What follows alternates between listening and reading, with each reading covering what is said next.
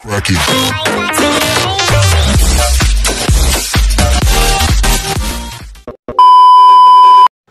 Ayun mga guys, what's up, what's up? Hello mga guys, dito naman tayo, bagong araw, bagong vlog. Dito na naman tayo sa kusina. Ipakita ko naman sa inyo kung ano ang lulutuin natin ngayong ulam. Healthy food ang lulutuin natin ngayon. Healthy vegetables, healthy life ang kalabasan yan. So ano mga guys, ipakita ko sa inyo kung anong mga sangkap ang lulutuin ko ngayon. Bye-bye! Yeah! Mga guys, paana naman ng manok ang lulutuin natin. Paborito ko kasi itong ulam na to. Chicken feet, yun, binabad natin. Haluan natin to na kamaya ng gulay. Pakita ko sa inyo kung anong mga gulay ang ihalo ko nito. So, ito lang madali namin mga ulam dito mga guys. Pag tinamad pumunta ng palengke, ng isdaan. Ito lang yun, pambansang ulam ng mga OFW. Manok. So, ano mga guys? So, ayun mga guys, ipakita ko sa inyo kung anong mga gulay ang ihalo natin. Ito, kalabasa, broccoli,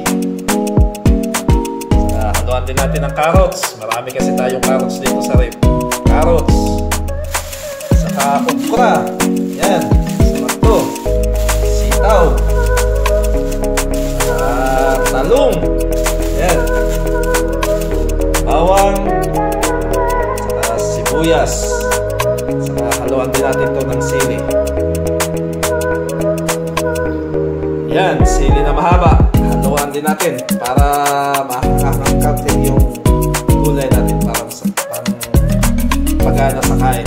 So ano mga guys, samahan niyo ako sa pagluto ko ngayon. So ayun mga guys, magagayat tayo ng ating mga gulay. So, unahin natin ang pagbalat ng kalabasa. Balatan natin ang kalabasa.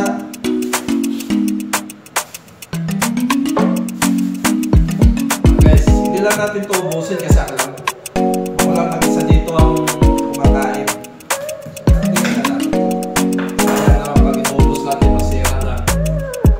So, isang kalahati ng kalabasa, isang talong, okra, huwag natin mauubusin din. Isa rin o, okra, may sa inyo, sitaw, ubusin.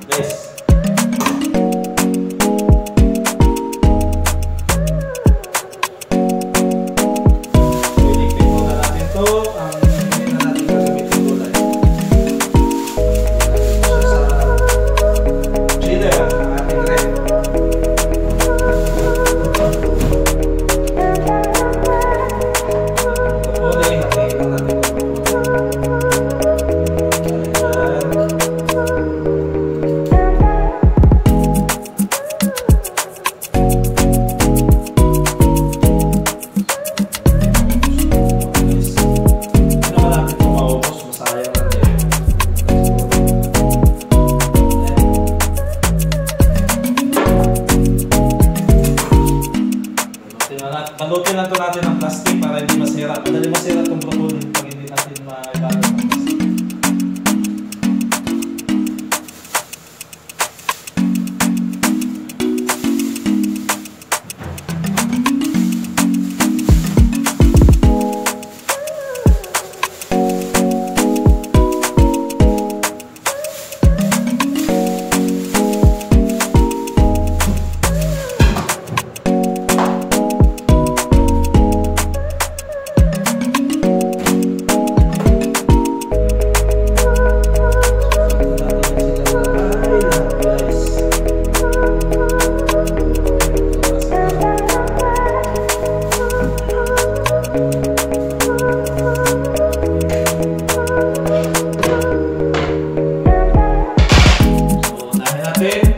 Sibuyas.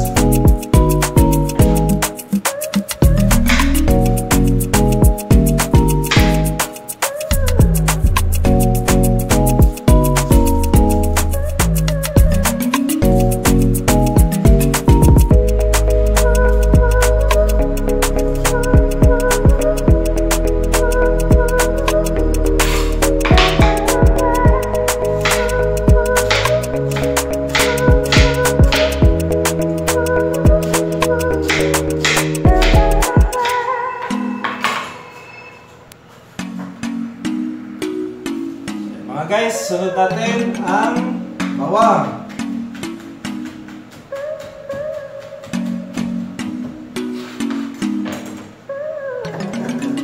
Bawang. Sunod itong ating siling mahaba. So kasi pag malahanghang sarap.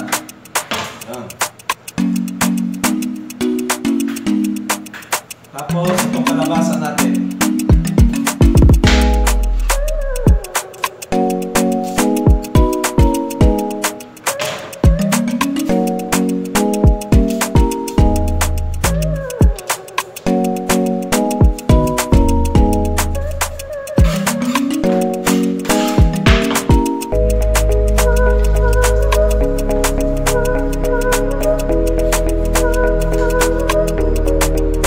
So ayun mga guys, tapos na tayo sa pagayat.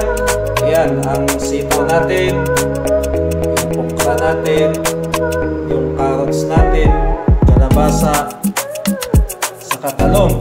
Ito yung panang manok, saka bawang, sibuyas, siling mahaba. So yan ang ano natin na yan, panghalo natin sa ating gulay. So naisipan ko mga guys, na wag na lang natin to ihalo ang manok. I-separate na lang to natin ang manok sa pag gisa. Yeah, bali semi-adobo na lang natin tong paa ng manok. So puro na lang siya gulay, saka separate natin ang paa ng manok. So ano mga guys, samahan niyo ako sa pagluto ko. So ayan mga guys, painitin muna natin tong kawali. Tapos lagyan natin ng mantika.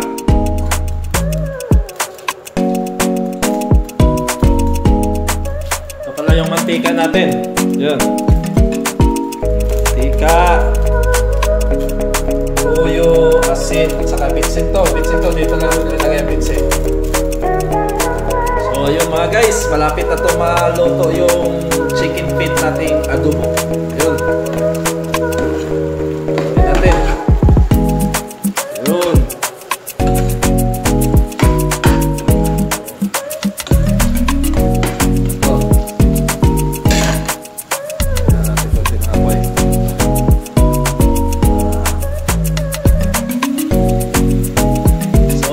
Guys, pulang-pula na siya, sapat na nito. Yun, absorb na yung lasa dyan sa panang manok. So, haluin na natin ito mga guys. So, ayun mga guys, nahamo na natin itong chicken feet natin ito. So, mamaya, yung gulay na naman ang lulutuin natin. Dalawang ulam natin ngayon. Adobong panang manok at saka mga gulay. So, ano mga guys, samahan nyo ako sa pagluto ko ng gulay. Bye-bye!